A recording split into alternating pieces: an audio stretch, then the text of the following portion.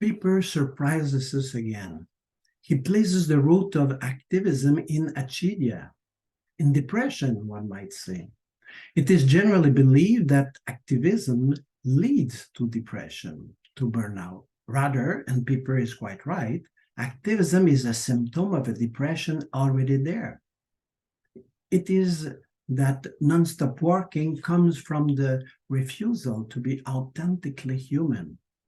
Possessing this wonderful human nature should excite a man to the point of keeping him in perpetual party.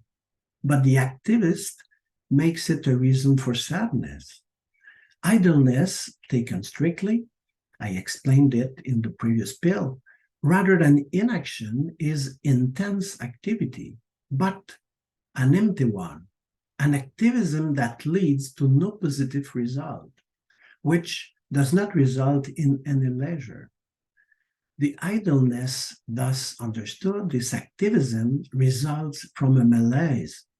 This idler, whose action cannot stop, resigns from his human vocation. He is reticent to know God and associate with him to the point of resembling him. The opposite attitude to idleness is not work, but exaltation before the nature and life received from God. Thanksgiving for the gift of existence, the adoring feast. Nothing to do, says Pieper, nothing to do with the narrow activity of the workaholic. This is already how St. Thomas Aquinas sees it, who, far from seeing idleness as the opposite of a work ethic, understood it as a sin against the Sabbath, a refusal that one's soul rests in God. The cessation of work that leisure requires frees the time to appreciate one's situation, take into account one's nature, and measure the ultimate perfection to which to bring it.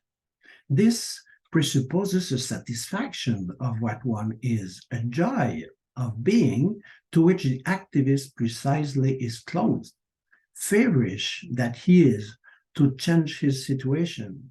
Then we understand the sadness inherent in endless work.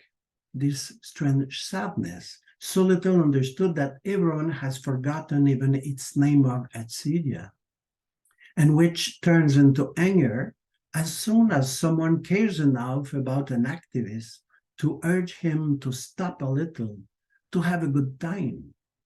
In short, idleness lies mainly in the excessive, vain, inefficient work, since it hinders rather than promotes the ultimate human end and the joy that accompanies its completion.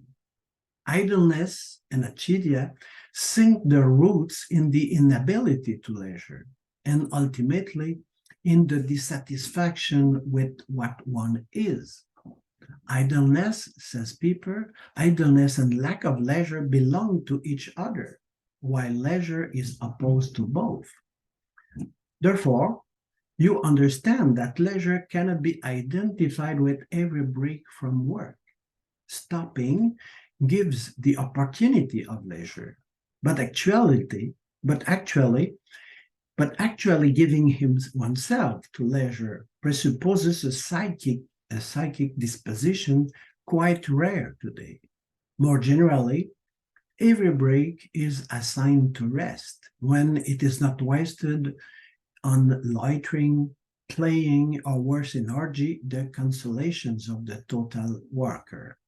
Pieper says, leisure is a disposition of the soul, the exact counterweight of the image of the worker.